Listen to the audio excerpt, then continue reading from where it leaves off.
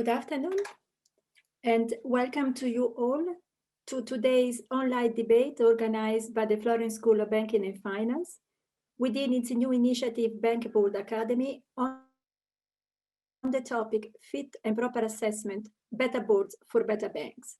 My name is Elena Carletti. I'm a professor of finance at Bocconi University. I am the founding director of the school, and I'm also a non-executive director of UniCredit, although today I will not speak in that capacity, but just as pure academic. I'm delighted to chair the debate today and would very much like to start by welcoming and introducing our speakers. We have Edouard Fernandez-Bollo, who is a member of the Supervisory Board of the ECB, with a long experience in supervision in the French Prudential Supervisor, the Managing Board of the EBA, the Basel Committee on Banking Supervision.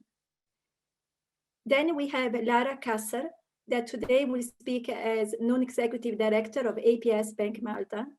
She is a lawyer by background with a vast experience in many areas of practice, including banking and financial services and institution more at large. And she's also the founder of the Camilleri Cassar Advocates. And finally, we have Hans-Helmut Kotz, that today will also speak in his capacity as the non-executive director at the Caixa Geral, the Depository in Lisbon. He's also senior fellow at the SAFE and the Center for Financial Studies in Frankfurt, and a resident fellow at the Harvard Center for European Studies. He also has a vast experience in the area of banking and policy, also just to mention one of the roles he had as a former member of the executive board of the Deutsche Bundesbank. Thank you to all of you for joining us today. We are really grateful for having you with us and contributing to this debate. Before we start, let me just spend 1 or 2 minutes on explaining what the Florence School of Banking and Finance is and the new initiative of the Bank Board Academy. Just because we noticed that today in the audience, we have many new participants, so maybe not all of them are familiar with our activities.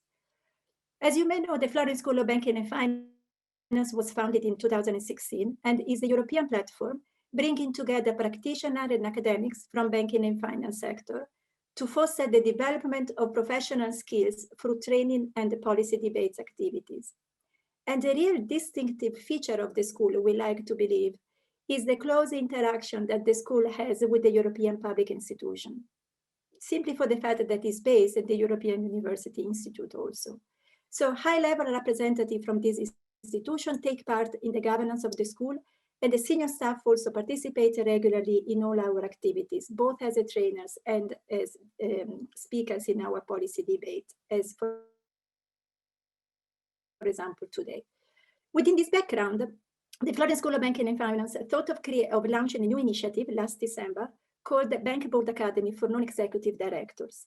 And the goal of this activity is really to build a community of board members, non-executive and independent, and help them improve their skills and understanding of their duties and responsibility in an environment which is open and very close to the policy world. How do we try to achieve these goals? We try to achieve them through 2 different types of activities, and you have seen in the slides when you entered in the seminar room. We have online seminar series, for example, like today, mostly on a monthly basis.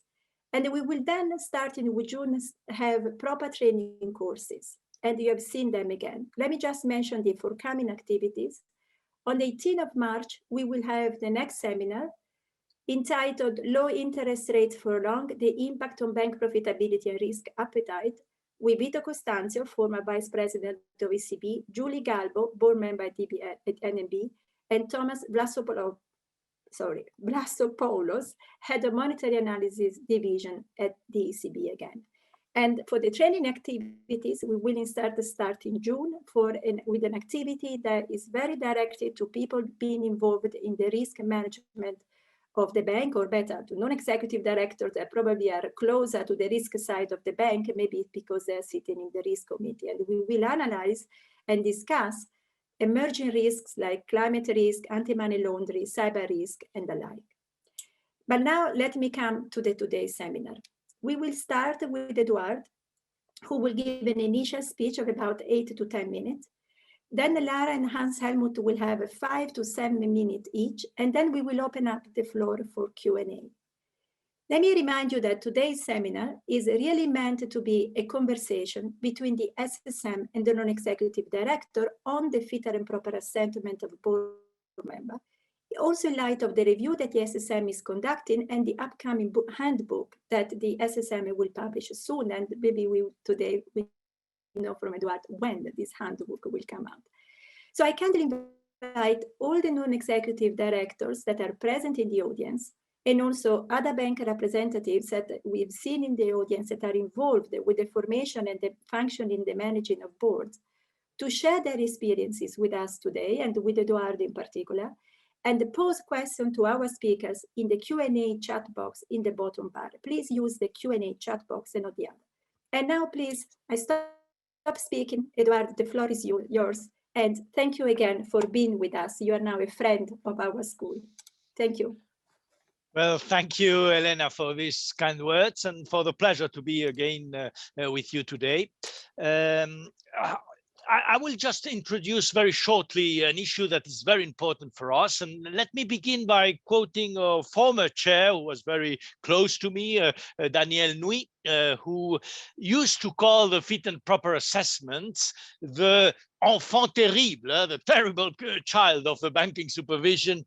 And let me underline that for good reason from the point of view of ECB.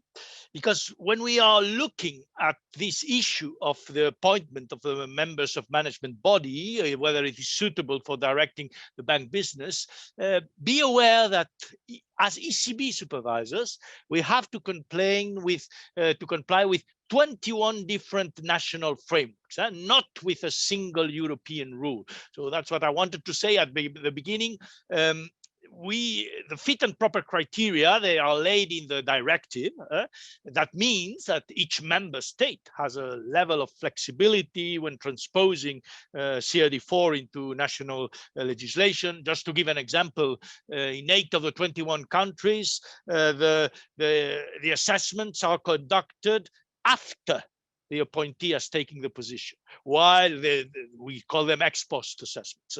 While in 13 countries, it's the other way around. It's before, and we have to work against sometimes very tight deadlines in conducting the assessment. So, and by the way, there are other countries where there are no deadlines at all in making the assessment.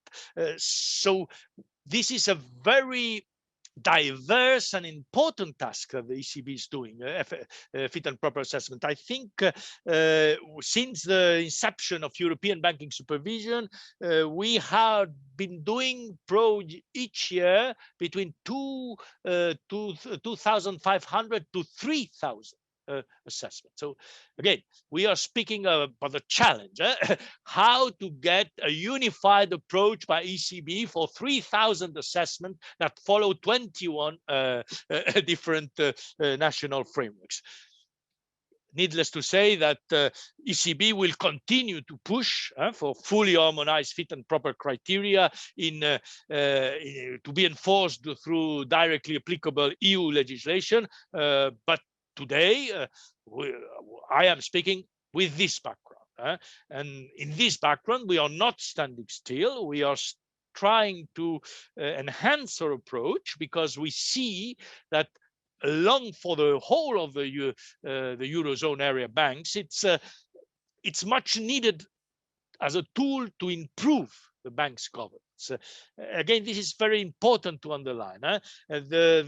The approach to fit and proper, the enhanced approach we are trying to define, can only be properly understood when we consider it together with a view and role of the mission of the bank's management body. It's a way to give the right incentives for the bank's management body. And what do we think about it? Well, what's our view on the bank's leaderships? First, we have to say that the members of a bank management body have different functions. We have executive board members, and they make the decisions. They are there for the day-to-day running of the bank. And we have non-executive board members that have to monitor and oversee those decisions. And the point I today wanted to stress is that this balance between executive and non-executive is key to the safe and sound management of the bank. And This balance requires each member to demonstrate both collective and individual leadership in the board. What do we mean by collective leadership? We mean that every decision should be based on a wide range of information and available data. So this is the first point I want to underline today. This is difficult to achieve if all members of the management body have a similar background and a similar expertise. So they risk together to overlook issues that fall outside the professional experience. So one of the messages today is really that a broader range of experience, of values, of abilities, of backgrounds could help management bodies to improve their role, the risk-taking, the innovation, customer orientation. In a word, it's their decision-making. And let me also underline that the new challenges the banks experience require new skills. And for instance, with the increased importance of climate change, with the increased importance of digitalization, we think that bank board will clearly benefit from actively adding members with relevant experience and skills in these fields. So just to re-underline that diversity for us within a management body is crucial. It's not a fad. It's not just a trend that has gained pace. It's something that is very important, that it's reaching all the world because the world has started to fully understand the benefits that it brings. And may I say, there is still a lot of improvement ahead for the European banks in this area. Let us look first at gender diversity, where action is clearly needed. We've seen the recent benchmarking exercise that has been conducted by the European Banking Authority, and that revealed that the, I think it's 834 institutions and investment firms they were in their scope, not all Eurozone, it's European Union. 2/3 have executive directors of only one gender, 2/3. And over 40% have not yet adopted a diversity policy at all, despite what is a clear provision of CRD4. Just let me say clearly here, this situation is simply not acceptable to us as supervisors. 40% of banks do not apply something that is provided for in the directive. Let me add also that the data that we have suggests that the lack of gender diversity leads to inefficiency. If we follow what the EBA has published, around 55% of banks that have more gender balanced selection of executive directors have a return on equity of 6.42 or higher, while only 41% of banks with executive directors of just one gender reach this level. And globally speaking, the return of equity of banks with gender diverse management is around 1.3 percentage points higher than of banks without this diversity. So this just serves as background why we supervisors, we consider that all of the diversity related aspects are really relevant to enhancing the individual and collective leadership of boards. This means, of course, I've just spoken about gender diversity, but broader diversity, diversity of experience and of backgrounds. And then if we go to the individual skills, the individual leadership, it involves knowledge, it involves skills, it involves experience. But let me underline that first and foremost, it means the ability to listen and the ability to challenge. The executive board members, they should be open and sensitive to the views of the other members. They must be able to take decisions that may be unpopular, but that will be good, definitely, for the business of the banks. And the non-executive board members, they must remain objective.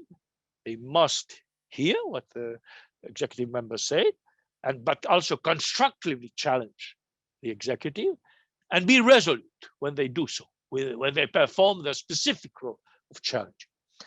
So all these leadership qualities are essential, but it's clear it's also difficult for a supervisor to assess in the fit and proper procedure, particularly. We have questionnaires with our interviews in some cases, but they are not sufficient sometimes for a supervisor to determine whether really a specific candidate is suitable for the leadership role, exactly the role that he wants to take. Our message here is that the banks are much better placed to make this assessment because they carry the recruitment process and have access to a broader set of tools than the supervisor's questionnaire of interview. It's the banks that are responsible for finding the right leaders for the right jobs and ensuring that they are suitable to all times. We have, as European supervisors, a second line role. Our role is to check that there are no prudential grounds to question the bank decision, which is the first time and the first responsibility in selection of the bank members. So in trying to help the banks to be more effective in the selection process, and this is part of a broader thing that we are doing now in supervision, we think that it will be very useful to clarify in a public manner or supervisory expectation and how we perform our role. What's our experience in doing this 3,000 plus F&P assessment during all this year? And this is why we are working now on an enhanced approach to fit and proper supervision, which aim is to make these assessments more efficient and better scrutiny of the board members. And we do hope that this will have really a positive impact, not only on the safety and soundness of individual banks, but on the wider banking sectors. So we are preparing a package of measures which aims us provide the right incentive to the banks so that they use it in the selection and we make our second line assessment there.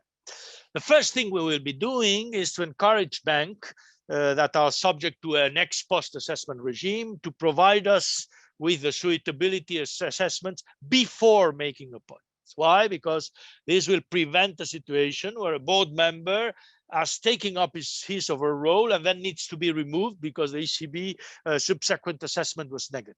Clearly, this situation is not optimal. This ex post removal causes reputational risk for everybody that can easily be avoided. So a message here is that early communication is better for everybody, better for an exchange of views on the candidate and how it can contribute to the diversity and skills of the boards. And it fits well in our current regular supervisory arrangements in the dialogue on the envisaged appointments. Second, when we assess, second line, assess the suitability of appointed or reappointed candidates, we are going to give more consideration to the supervisory findings related to the previous position of the candidates, if any, of course, and to the link to the specific needs of the banks. To be clear, today, up to now, the current approach has largely taken essentially into account direct links between the specific roles and responsibilities of a board member and our supervisory functions.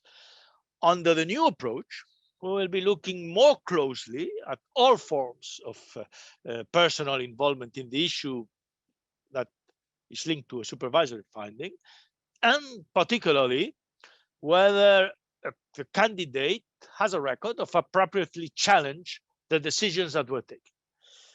Here again, we want to underline that collective leadership and mutual challenge is vital, is an ingredient of well-functioning boards. And of course, then this is for all boards, and as regards the specific needs of any given bank, we will look carefully at how the appointee will contribute to the diversity policies that we will be asking the bank to have, as the CRD says they have to do. Third point, we are going to explain in more detail how we will reassess board members in the event that we have new material facts that affect the suitability after they are appointed. And here we have a specifically in mind this money laundering risk, because we've seen, I think altogether, that they have become increasingly relevant for prudential supervision. So we will try in our revised guide that, just to answer your question, I hope we will have next month published. We will try to explain how we take into account these findings related to money laundering in our assessment that are made as prudential authorities, not as AML authorities, but as prudential authorities. And of course, this will involve close cooperation with the anti-money laundering authorities, as it is provided in the European framework. We do have an MOU that we signed last year. Let me conclude to give way to the conversation. We are very aware that there is no unanimous view on what constitutes good leadership.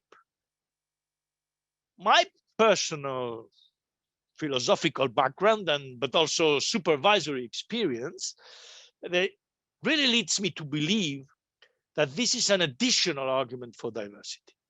We don't think there is a single recipe for success. It has to be adapted to the individual situation of each bank. It has to be adapted to the challenges of this bank. So this is why really one of the key messages that I want to deliver today is that we want to provide the right incentives to enhance the ability of the management body to capture all the necessary perspective and the ability of each board member to perform tasks with due diligence and integrity. Again, nominating board members, it's a bank responsibility. It's a big responsibility because leadership qualities, they cannot be confirmed with diplomas. They can only be proven by successful experience that relates in good references. And they also need to be tailored to the specific situation of the banks. So again, my message today is that our forthcoming revised guide to fit and proper assessment is for us a tool. It's conceived as a tool to help bank select the right leaders. And why? Because before making appointments, banks will have a better idea of what the ECB expects from the nominees and what the outcome of the formal suitability applications could be. And clearly it's our stance and it's our offer today. We will maintain a continuous dialogue with the banks on how diversity will help them face the current challenges. Thank you for your attention. Thank you very much, Edouard. You have given us a lot of food for thought for debate. Let me just remind the participant that the speech of Edouard will be available on the ECB webpage as the seminar ends, or maybe already is available. Now, before we open the discussion with the participant, let me go to Laragh, please. Thank you, Elena. Good afternoon, everybody. I would first and foremost like to thank you and the Florence School of Banking and Finance for giving me the opportunity to participate today. And also to the European Central Bank. I think this space for a dialogue between it and non-executive directors is crucial. It is a very important phase of one's participation in the board. Indeed, it has been absent, I believe, in recent years, and all formal channels for communication between the bank and its regulator are generally handled through the executives. These are the people who are obviously dealing with the day-to-day management of the bank. However, I do believe that a two-way discussion between non-executive directors and its regulator is important. It would actually, as it does today, accelerate the understanding of regulatory expectations in a practical manner, and would also improve the regulator's knowledge of the bank in question. I also feel that this dialogue should take place in an informal, conversational fashion, as opposed to the more formal supervisory visits. Today's discussion is actually exactly that. It is an excellent opportunity to further brainstorm on how this dialogue can be created and achieved. Edouard has highlighted, I think, some very important points today. in respect of prospective amendments to the fit and properness assessment process. I think both at ex-ante level and at an ex-post level. Firstly, I think he touches upon an important role, which is the difference between the roles occupied by executives and non-executives. As a non-executive director, we are often faced with a dilemma and a balancing act, I think, when directing the bank, and having to ensure that at the same time you're not interfering with the day-to-day management, particularly when there are divergences, for instance, in opinions on strategy between the executives and the non-executive directors. And I think the only way these divergences can be used in the bank's best interest, and with the idea of having a proper board governance, is through the nurturing of constructive criticism and a mature discussion. Naturally, the chairman of every bank plays an important role in this regard in bringing together the various elements of a discussion and ensuring that there's no bad chemistry created by that. A second point which was mentioned is in relation to diversity and collective leadership. I think diversity has developed from a nice to have to a must have. And there are some very important drivers underpinning this, which Edouard mentioned as well. And diversity is not merely about gender. It comes in many forms, including age, background, and values. It's actually a representation of society in general. And this society representation can be sort of translated into a bank by having a representation of the bank's stakeholders and the bank's customers onto the board. This is not to say that, in my opinion, that diversity should be the primary driving force behind nominating an individual. I think it would be highly insulting to any nominee if the sole reason for their appointment is, for instance, their gender or their race. Therefore, it is important to have diversity as part and parcel of other qualifying factors, such as a particular skill set needed on a board. And I cannot but agree that the ECB's evaluation should also consider other supervisory factors and AML issues, for example, of which the candidate has been involved. Having said this, I am a firm believer that there is no one-size-fits-all approach to this, since each bank is on a journey of its own, with its own goals and exigencies. And I think the ECB needs to keep this in mind in its assessment process, because they will need to understand, I think, the journey of the bank, and understand, as they have, as Edouard mentioned as well, that it is the banks that are best suited in order to analyze this. And it is reassuring that the ECB acknowledges the primary role played by the bank itself. Related to this is also proportionality. Coming from a smaller sized bank, I consider proportionality to be key. One cannot compare the banks in all the European markets as on the same level. There's very little comparison that can be made between the larger banks and the smaller banks. Each of them have their own journey and will have their own timelines to fulfill the diversity requirements. And this, I think, also begs the question, how effective is a regulatory FAP assessment and legislative measures in ensuring a proper functioning board? And I think it's no easy question to answer, for the simple reason that it's just not possible, I believe, for a regulator to fully assess all boards on an ex-ante basis, let alone on an ex-post basis, let alone an ex-ante basis, where there are other important elements that need to be assessed and are not easy to assess by a regulator. For instance, the healthy dissent between the non-execs and the execs, whether there is independence of mind, whether the ongoing training is actually effective in ensuring that there is a basic set of skill sets amongst all the directors. And a successful board is a function of having the formal requirements approved by the regulator, but also having the right character mix, soft skills, and experience. In conclusion, I believe that the European Central Bank and every national competent authority should try to create and foster this direct relationship with non-executive directors. And I really welcome the initiative taken by yourselves and the ECB to create this dialogue, as well as to revise its guidelines with a view to assist banks in selecting the right candidates in this important role. And I conclude by also urging the national competent authorities to also follow suit with their own directly supervised entities in creating a much needed dialogue. Thank you. Thank you very much, Laragh. Now let me move directly to Hans-Helmut. We are running a bit late. I don't want to put any pressure, but please keep this in mind. Please, Hans-Helmut.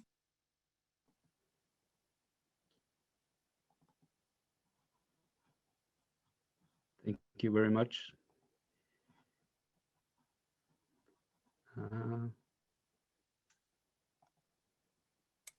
Elena?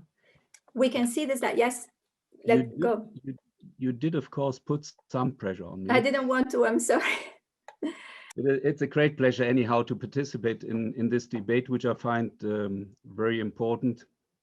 And I also think it's an excellent opportunity to have this platform at the Florence School of Banking and Finance in an open way, in a transparent, open way. What I'd like to do, well, I probably should first start with a standard disclaimer. These are my views and not the views of Caixa, but of course I've profited over the years working with my colleagues there. So what I'm supposed to do, my charge was to assess and to challenge, as the wording goes, Edouard's statement. So let me just do that. The idea of the forthcoming guide is to clarify ECB's expectations. And I do think that is very important to be open about what you expect. Yep. Edouard started off with highlighting the complicated procedures. It's a directive, not a regulation. And I completely concur with him. This complicates issues enormously. I have to confess, I was one of those who've been really glad about the SSM being introduced, basically the most successful pillar of the banking union. And the reason for that was, of course, to have some sort of equal treatment. So harmonization would be very helpful to have there. The second point he highlights is boards should be capable to process a wide range of information and available data. And for doing that, you need diversity. And I will come to that in a second, basically. And diversity here means gender for sure, but also probably in terms of experiences and so forth. So this point about reading the data implies first and foremost, of course, that you know what you're talking about, in what business you are, that you have skills and experiences which go with this business. So they are possibly different across industries. Otherwise, it will be fiendishly difficult for non-executives to criticize what is going on in a firm or in an institution. And I do think the idea that the SSM has sort of a second line role to perform in terms of contributing and guiding the recruitment process makes lots of sense for me, because it's again giving some sort of infrastructural background into the decision process there. So this should happen by clarifying what are, I quote, supervisory expectations. This is somehow the SSM listens. What is done in monetary policy in other domains, meanwhile also. And it is in particular about the capacity to assess the capacity to constructively criticize. Constructively meaning discussing and showing potential alternatives. And this should be done on more or less a regular basis. I liked his remark at the end. My philosophical background and my supervisory experience leads me to there is no single recipe for success. So now let me perform the charge Elena has given to me. I'm supposed to challenge. So I start with a very simplistic model, if you like. The first question, good boards leads to good banks. Actually, that also shows up in our Q&A here. is there a simple relationship between good boards, what are good boards, and good banks. So good boards are those who can, in a forward-looking way, assess what might happen to the bank through the lens of the objectives and the targets of the bank. So in the light of objectives and missions, and there are missions, so the plural is there on purpose. The other issue is, what are the criteria? ROE, for example, has proven to be a rather shaky criterion. In 2005, we had in Germany a debate about those famous 25%. Turned out those who came up with the idea this is not achievable, of course not on average achievable at all, weren't wrong. Ex post and ex ante. So RAROC, for example, might be a better criterion, or cost income ratio, or whatever. And this is particularly important when we talk about this very difficult to assess beast of ESG. So what are the criteria? And then also showing in our Q&A, what are the determinants of this capacity to evaluate knowledge, skills, diversity, across which dimensions? Are they causal? Are they just covariates, correlates? So can we really identify what we're talking about? I'm not trying to throw too much water, buckets of water in our glasses of wine, but I'd like us to be really serious about those issues, because I completely agree with all the objectives which are pursued there. And there's a variety of objectives. So when I read our ESG reports, which I find remarkably good done, being a bad-tempered economist at times, I'm thinking about what are the trade-offs? What are the constraints? So wish lists do not help in terms of succeeding what we'd like to do. And now let me go quickly about the main points I'd like to address with a few graphs. So the first is corporate governance in banks should not be shareholder value oriented. Shareholder value oriented amplifies an underlying tension within banks, which is the conflict between creditors and shareholders. So there's a broader scope, stakeholders, with which, and we have to discuss this, and that might be different in different institutions. Let me show why good banks might not really perform in a proper way. And here I use two examples. I only take 30 seconds for this one.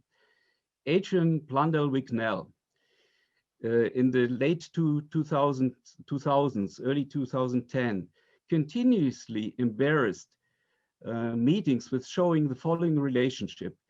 There's a strong positive correlation between banks which had high Basel II oriented tier 1 capital ratios and the necessity to write off. So just the wrong way.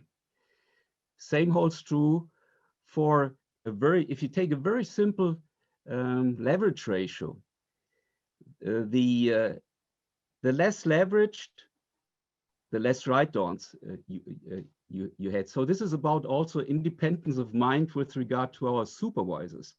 There's a reason why supervisors have been adapting rules, because rules didn't perform.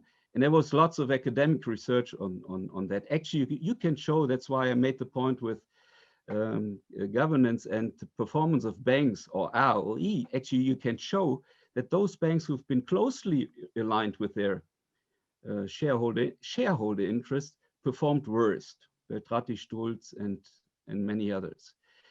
So the capacity to judge, that's my second quick point, is about processing, I quote Edouard, a wide range of information and available data.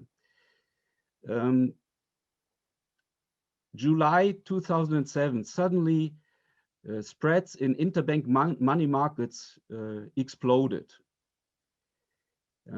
What was going on there? Unprecedented. How should we read this? What should we do? How to respond? the ECB responded by adding 90 billion. It was criticized for weeks as being panicky and hyperactive. I don't know what this is. I don't know what this is. So this is the point about ex ante. By the way, this spread then later increased, went down each time the crisis was declared to be over, and it ended up here.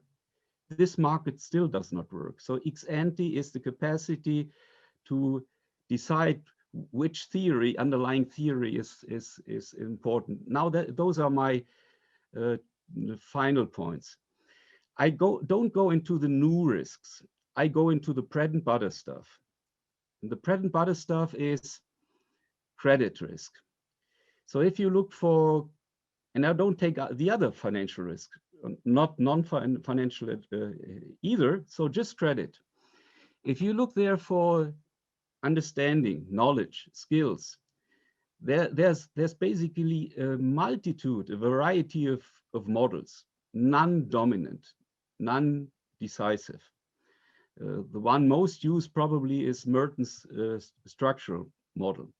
And if you look into what theory had to tell there, the book I liked most, Hull's Options and so forth, from 1989, actually has, I just looked it up yesterday evening, just has one page on credit.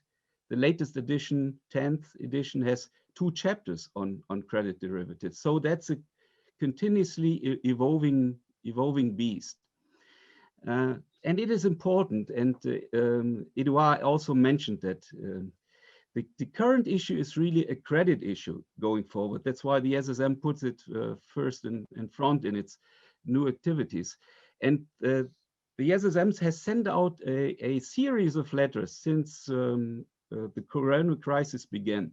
On December 4th, the letter is titled Identification and Measurement of Credit Risk in the Context of the COVID-19 Pandemic, calling banks to ensure first that risks are adequately reflected in the management process and financial statements, and second, avoid excessive procyclicality. So obviously 2 conflicting objectives.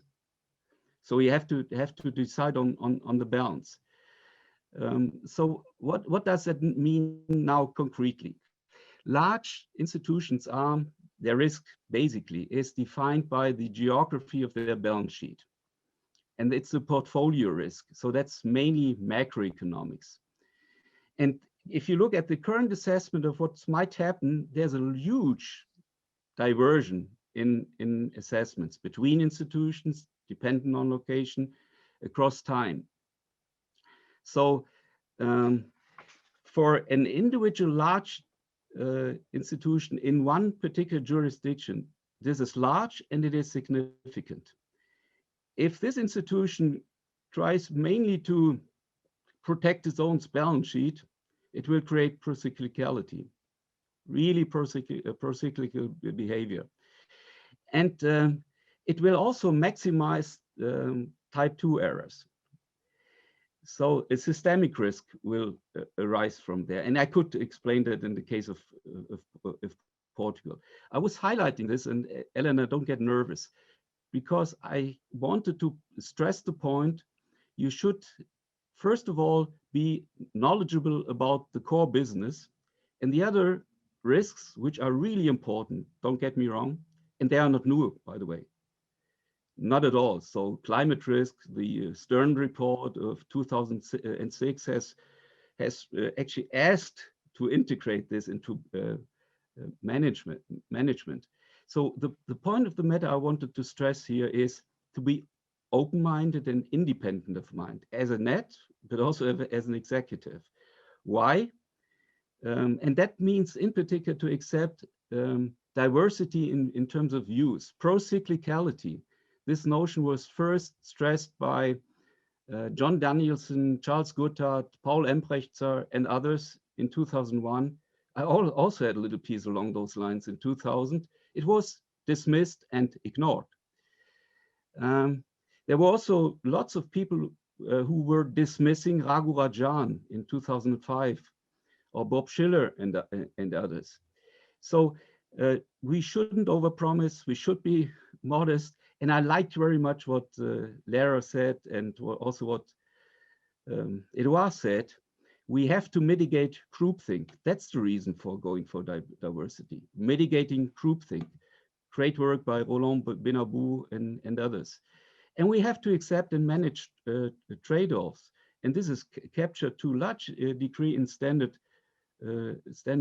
economic literature. So thanks to Elena for initiating this, to Laragh for giving me lots of good ideas, to Edouard, because he confessed something which I don't need confessing. So it's great to come from École Normale Sup.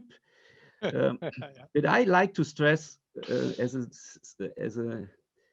a simple economist, German philosopher Jürgen Habermas, he said, Verstehen ist eine zweistellige Relation. My bad translation would be, understanding is a two-way relationship. J'arrête là. Okay, I think we have to continue. Thanks a lot, Hans-Helmut. I noticed that in your actually points, you raise a lot of, and you try to address a lot of questions that the participants already were asking during the registration. So maybe we can skip some of these. But we only now have 15 minutes. So I'm afraid, Edouard, we will have to have another appointment where we will continue the conversation with the net, now that we see that there is such a great interest. But having said that, let me give the microphone back to you. And given that we don't have much time left, unfortunately, let me try to structure the discussion along 3 phases. The first one is really, what are the criteria that you look in the assessment? So the pre-screening, when you get the application, what is it that you look at? Given that many have called for bigger clarity from this perspective. The second one is the word that has come again and again, diversity. So what is, can we think of somehow an optimal diversity? What would you see that as an optimal diversity? And in that, I would like to raise a point that has been asked in the chat box, which is, in order to obtain to reach diversity, the bank has to be able to attract people. And the experience in some banks is that it's very difficult to attract people coming from non-banking sector, in particular with senior experience. And why is that? Well, because notoriously the banking sector has higher burden on the non-executive directors, but also because the pay is not very high relative to other sector or relative to the burden that it entails. So what would you say from that? So what is the capacity of banks to attract different background that you seem to put really the core almost of the criteria for this assessment and the proper board? Please, let's start with this and then we move on rather on how to evaluate collective competence and how we look at ex post assessment. Please. Thank you for this question, which indeed go to the heart of the matter. Let me go to the criteria. We have, because it's a background of everything, we have 5 criteria, and all the things we say about diversity should be understood against these 5 criteria. The first criteria is experience. The second is reputation. The third is time commitment. You have to devote time to a bank. The fourth is independence of mind. That's it. And this is where we have this issue about preventing conflict of interest, but also being able to challenge. And the last is the collective suitability. So that's how do you fit into the how the board fits. And this is, for instance, where clearly we were saying that if you have, we need people with experience and skills. And I very much like what Hans-Helmut said, to challenge, you need to have a ground to challenge. But we need to have experience. But if it is the same, we have a problem because there will be only one kind of challenges. That's why we need different experiences, different skills to make this collective suitability. And again, it's one of the criteria, but we do need to have experience and skills. So I'm not saying that, but I am unable to think for 1 second that it is impossible for 2/3 of the banks to find women with these skills. I just don't think it's real. I don't think it's real. That the issue, so I don't see the issue of diversity being against the issue of skills. For us, it must be a given. It's among the people that have good experiences and good skills that we need. So that's for the first point. The second point, how do we catch people? Well, I will be tempted to say, if you're looking for diverse persons, then you are enlarging your recruitment possibility. So already that, it's true. To be honest, I will be a little, how say, worried if I say, if you only catch people where you have to multiply by 3 what you pay. If all of these, if you only get in the board members of the bank, these people, maybe we are lacking some sensibilities and some skills also in the boards of the bank. So again, of course, everybody has to get its compensation. Normally, my experience is that banks are not those who pay less in the boards. But what we really need is that they are attractive to different kinds, that they are looking also, they make known that they are looking for different kinds of experience. And again, for the gender diversity, the thing is very easy to observe, while the other diversity is less easy to observe. I cannot believe, again, that 2/3 of the banks cannot find skilled women for the board. So that's I just refuse to believe it.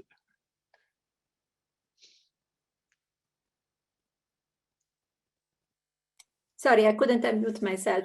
Hans-Helmut, I will go back to you on this question. I see that you want to reply to this. Let me, however, go back once to Edouard.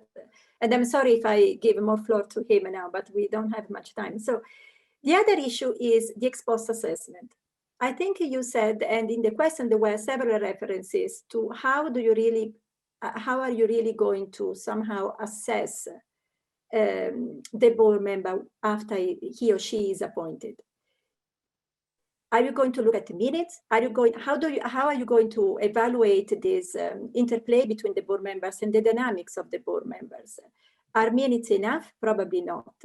So how would you evaluate this? Well, here our intention is to use the full range of our supervisory instruments. We have a continuous dialogue with the banks.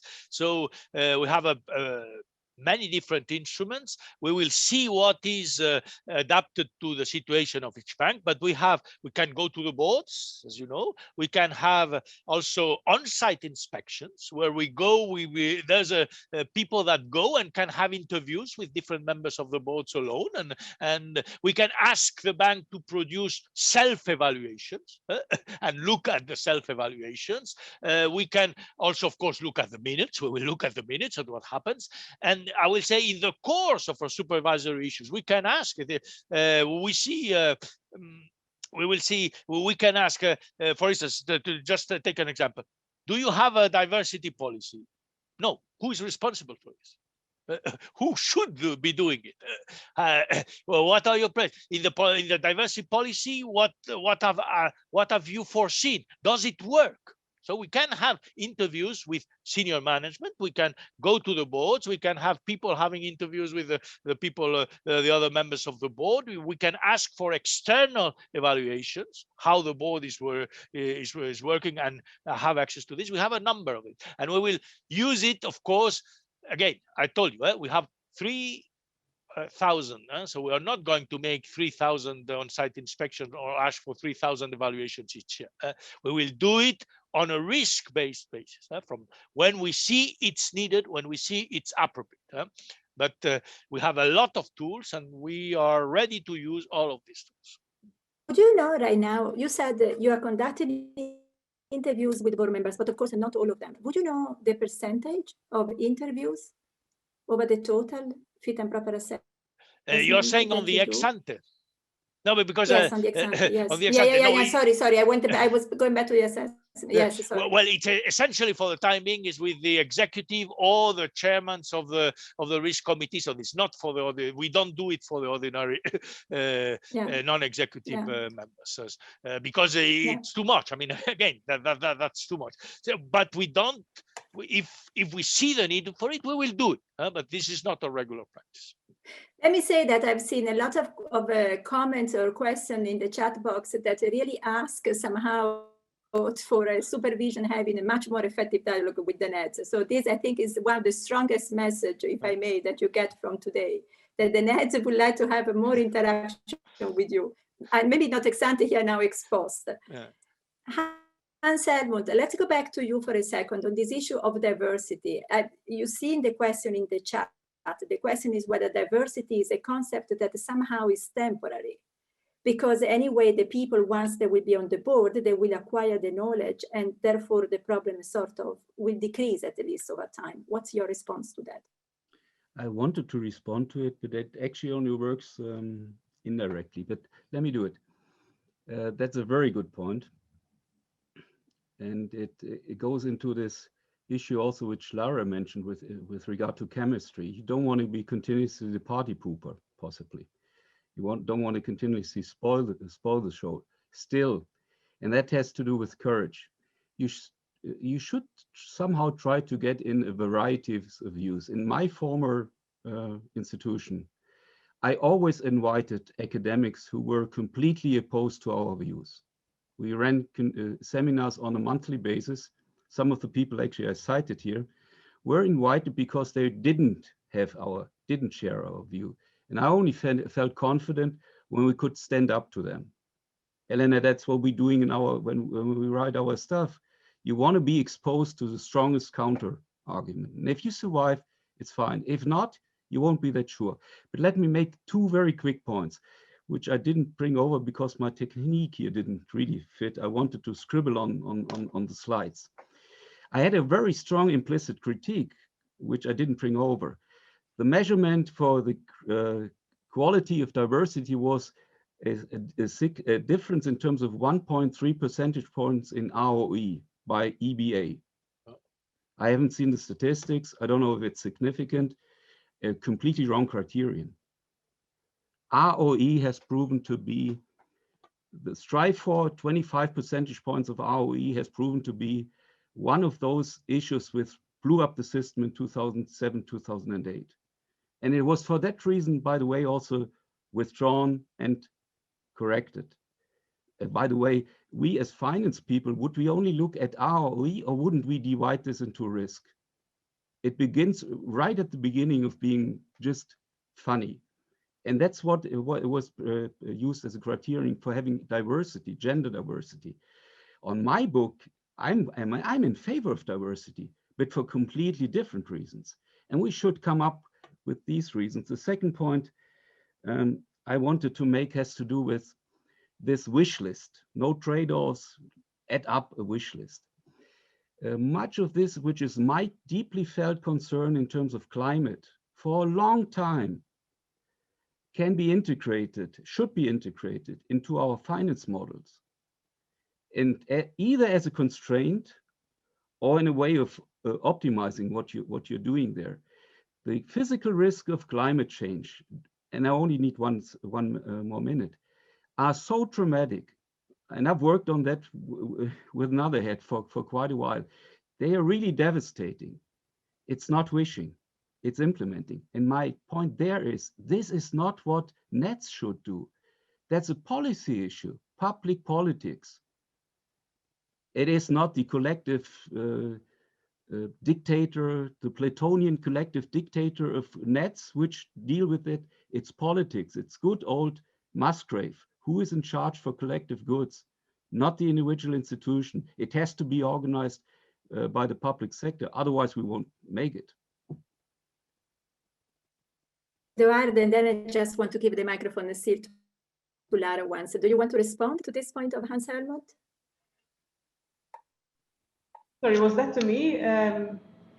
No, sorry, maybe, I hope, no, I was asking Edouard, but I see that he's frozen. Okay. No, okay, then, no, okay, no, he's not frozen, okay. No, I was asking Edouard to you, whether you had a response to Hans-Helmut on this last point in particular of climate. On the climate. Well, yeah, on the role that NEDs should have in this. Again, we are taking our responsibilities. And I fully agree that this should come from the public authorities. We have sent a letter or expectations. We said we think the bank should do this, And we are saying, we are looking, and we will be looking next year to if they have done it. And we will be doing a stress test with some characteristics to take that. So, Edouard, I have to interrupt you. I was talking now about climate change and how to integrate it. But the other point which concerns us now really is, let's suppose banks are careful. They don't lend out money. And they are the large institutions in these countries. What's going to happen to that country? In particular, if you're faced with a tourism sector and hospitality, which has 20% of which holds true for much of Southern Europe. You're organized, it's a fallacy of composition to put it in philosophical terms. The same institution here in Frankfurt gives money to banks to do what? So there's a too obvious inconsistency, and that's why I'm a little bit frustrated. I've been a major defender of the SSM right from the beginning. If banks now take their responsibility, I stop there, take their responsibility and account for the underlying risk, they stop lending. No, again, well, this is, let me, on climate risk, we have taken our responsibilities. So we will be looking that the banks have applied what we do, and we'll see. On that, which is this the biggest issue we have. So we'll need, in fact, another thing to deal with it. This is the biggest issue, but we are doing that exactly. You spotted that we wanted an equilibrium in our letter. So this is what we are expecting. What we want is that the banks keep lending, and we have given way for the P2G funds. So we have said to the bank, you can lower it. You can lower it. In a crisis where credit risk is migrating strongly in the wrong direction means what? Just too close to say. We are saying, but we will be dismissing opposition if we don't say this credit risk will come back and you have to be prepared. If we don't say that, we will be not performing our role as supervisor. So we are trying to combine the two, with which is not I think not an easy thing, and we are ready to understand if we understand what the banks do and how they get the equilibrium. But we need to do something. You can't just say we are hands off and we'll see the catastrophe when it becomes in one year. We just cannot. Okay, I think this is a little bit out of our discussion today, which was on the fit and proper assessment test. So let's go back a little bit to this and let's conclude. And I still want to give the microphone to Laragh, that I saw that was raising the hand before. So please.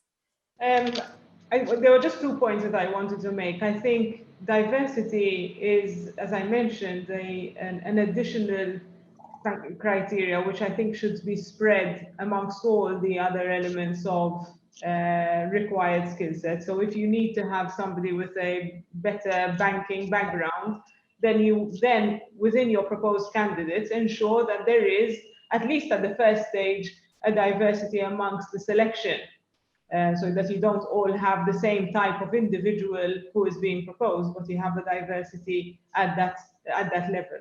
And I will be the first promoter of the idea that it should be the best candidate, irrespective of diversity, that wins that role. But I think it is crucial that in nominating persons, the diversity element is present there. I think on the second element I wanted to point out on ESG is that ESG is an extremely wide front. And I think the role of the non-executive directors is, apart from trying to source the necessary skills to have that forever present in the board discussion, it is also a very fluid area, which requires the non-executive directors to ensure is filtered throughout the various mechanisms of the bank. And I think that's these type of values at the level of environmental and social and governance are crucial into every single discussion that is being made at bank level. Thank you, Laragh. Let me just use this opportunity to remind everybody that on May 4th, we will actually have an event, an online seminar on the role of the net in the context of ESG and sustainability. And we will have Axel Weber from UBS and the Deputy General Manager of the BIS on this topic. But let me conclude, if I may still 2 minutes. One issue that is very important is the collective suitability, as Edouard said on several occasions. Now, in the chat box, several people suggest questions or way to improve, to enhance the collective accountability. Be it, for example, that if the bank gets a fine above a certain amount for governance reason, then all board members should not be fit and proper anymore, or that if one board member for specific reason becomes not fit and proper anymore, this applies also to the rest of the board. Of course, these are a bit extreme, if you want, extreme positions. But what would be your views, Edouard, on how we can actually improve collective suitability? Expose, I mean, how can, in terms of enforcement measure now? Well, in fact, this is one of the things I pointed out when I think we will take more account of the past history of supervisory findings. We are not, be clear, we are not suggesting to have a tainted rule, a contagion rule, as you mentioned, if there is one failure, everybody is out. This not, because we want our measures to be proportionate. But what we will certainly be doing is, when we have identified there was an issue of governance, to try to be more precise in our assessment. And to have an ex post and post-mortem that is more precise on what went wrong, to try to get more also precise remedies. And this is where I say that we can, of course, use that as a lessons for challenging the plans of organizing the board, of how the board will evolve, of picking a particular person that was clearly completely ineffective, even if it was not the one that broke the problem, but that was completely ineffective in challenging. So we will try to, in the cases that deserve it, to be to have a more profound ex post assessment of what happens in the boards, and to use it in our interaction with the banks in reassessment and new ex ante assessment. So really, this is one of the lines we are following, but not in a tainting rule like this general way. Just the last question, very last. When do you think the handbook will be published? Well, we hope it. You've seen that this is an issue where people are very motivated, so we have to carefully, I will say, design the drafting. But I hope next month we will have it. Okay. So I think, unfortunately, it's time to end this debate. We are already late. Maybe we should go back to our pre-summer length of 1 hour and 50 minutes. Maybe it would be easier to accommodate more discussion. Let me thank all of you for your very interesting insight. Let me thank Edouard and the SSM again for wanting this conversation. As I said before, I think the strongest message of today, or one of the strongest at the least, is the willingness of the net to interact with you. So I hope that we will have other occasion to do so in the future. And thanks, Hans-Helmut, thanks, Laragh, for your intervention. And bye-bye to everybody, and see you again on March 18. Bye-bye. Thank you. Bye-bye. Bye-bye. Bye.